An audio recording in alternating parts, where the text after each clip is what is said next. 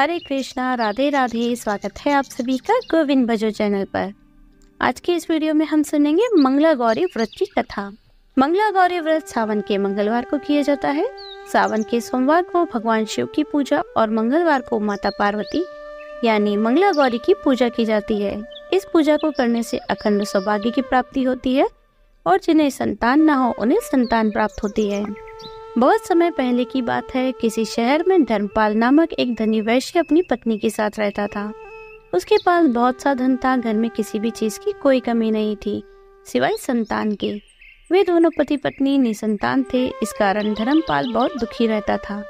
कभी कभी तो उसे अपने धन को देखकर भी बहुत ही दुख होता था।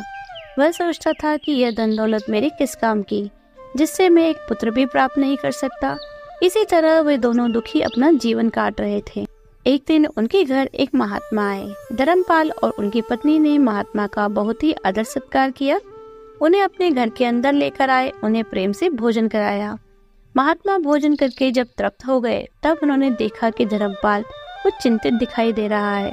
महात्मा तो होते ही स्वभाव से दयालु है। उन्होंने पूछा, हे महानुभाव, आप चिंता में क्यों हैं?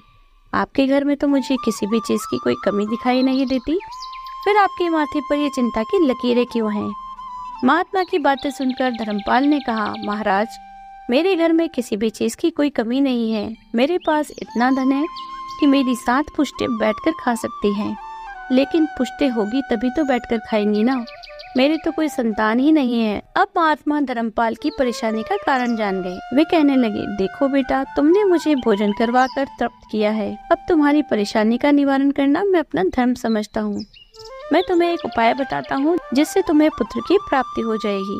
तब महात्मा धर्मपाल की पत्नी से कहने लगे, देखो बेटी, तुम सावन के मंगलवार को मंगला गौरी का व्रत करो। ऐसा करने से तुम्हें पुत्र की प्राप्ति होगी।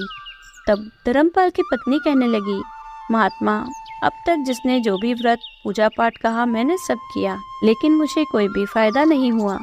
अब तो मेरा पूजा पाठ से ही मन उठ गया है। मुझे तो ऐसा लगता है मेरे भाग्य में संतान है ही नहीं। महात्मा कहने लगे, देखो बेटी, मुझे नहीं पता तुमने कौन सी पूजा पाठ या कौन सा व्रत किया है, लेकिन मैं इतना जानता हूँ कि भाग्य का लिखा बदलने की शक्ति यदि किसी में है तो केवल भगवान शंकर के पास है। अगर तुम विधि विधान से मंगला गौरी का व्रत करोगी तो तुम्हें पुत्र की प्राप्ति अवश्य ही होगी। तब धर्मपाल की पत्नी कहने लगी, लेकिन महात्मा जी, मुझे तो इस व्रत के बारे में कुछ भी नहीं पता। ये व्रत कैसे करना चाहिए, इस व्रत की विधि क्या है और इसकी कथा क्या है, मुझे तो कुछ भी नहीं पता। महात्मा जी ने धर्मपाल की पत्नी को मंगला गौरी व्रत की सारी विधि बताई और साथ ही कथा भी बताई। महात्मा जी ने कहा, यह व्रत सावन के मंगलवार को शुरू करना चाहिए और हर साल करना चाहिए जब तक कि मनोकामना पूरी न हो जाए। महात्मा जी के बताए अनुसार धर्मपाल की पत्नी ने सावन का महीना आने पर मंगला गौरी व्रत करना शुरू कर दिया। पूरे भक्ति भाव से माता पार्वती की पूजा करती। उसकी भक्ति भावना को देखकर माता पार्वती जी उस पर बहुत प्रसन्न हो गई। एक दिन धर्मपाल जब रात में सो रहा था तब उसे एक आवाज सुनाई दी जो कह रही थी कि धर्मपाल, तुम सुबह उठकर एक ऐसे आम के पेड़ की तलाश करो जिसके नीचे एक भगवान गणपति की प्रतिमा हो। जब तुम्हें ऐसा पेड़ दिख जाए तब उसका एक फल लाकर अपनी पत्नी को खिला देना। माँ गौरी की कृपा से तुम्हें अवश्य ही पुत्र की प्राप्ति होगी। इतना कहकर वह आवाज शांत हो गई। सुबह जब धर्मपाल उठा तब उसने आवाज को याद करके ऐसे ही आम के पेड़ की तलाश में निकल पड़ा जिसके नीचे गणपति की प्रतिमा हो। बहुत खोजने के बाद उसे एक ऐसा पेड़ दिखाई पड़ा जिसके नीचे भगवान गणपति की प्रतिमा थी। बस उसने वहां पर बिखरे हुए कुछ पत्थरों को उठाया और पेड़ पर मारना शुरू कर दिया ताकि कोई फल टूटकर नीचे गिर जाए। तभी उसका पत्थर एक फल पर जाकर लगा और फल टूटकर नीचे गिर गया।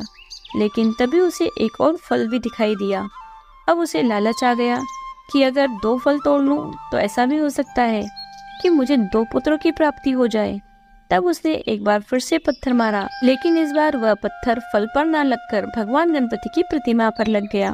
भगवान गणपति नाराज हो गए और तभी वे धर्मपाल से कहने लगे, अरे मूर्ख, तूने तो लालच के वशीभूत होकर मुझे चोट पहुँचाई है। अब ऐसी ही चोट तेरे पुत्र को भी प्राप्त होगी। जा, मैं तुझे श्राप देता हूँ।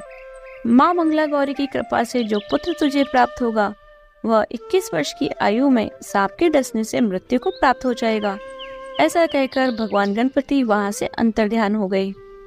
धर्मपाल को यह बात सुनकर बहुत ही दुख हुआ, लेकिन अब वह कुछ भी नहीं कर सकता था। जो होना था वह हो चुका था।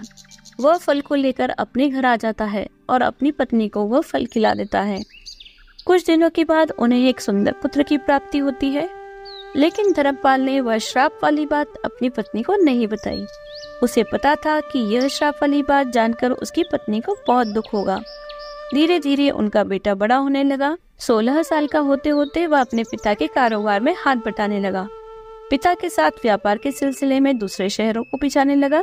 एक दिन की बात है, दोनों बाप बेटे व्यापार के सिलसिले में किसी नगर को गए हुए थे। थोड़ी देर चलते चलते उन्हें भूख लगने लगी। वे नदी के किनारे बैठकर भोजन करने लगे। तभी वहां पर पानी भरने के लिए 2 लड़कियां आ गई। पानी भरते भरते दोनों आपस में बातें करने लगी।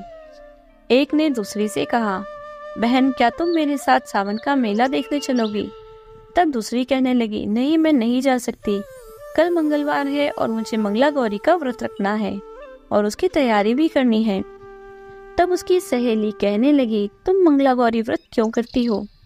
तब वह बोली, ऐसा करने से मुझे मनचाहे वर की प्राप्ति होगी और अखंड सौभाग्य की भी प्राप्ति होगी। मंगला गौरी व्रत का विधान ही ऐसा है, इसे जो कोई भी करता है उसे अखंड सौभाग्य की प्राप्ति होती है, वह कभी विधवा नहीं होती।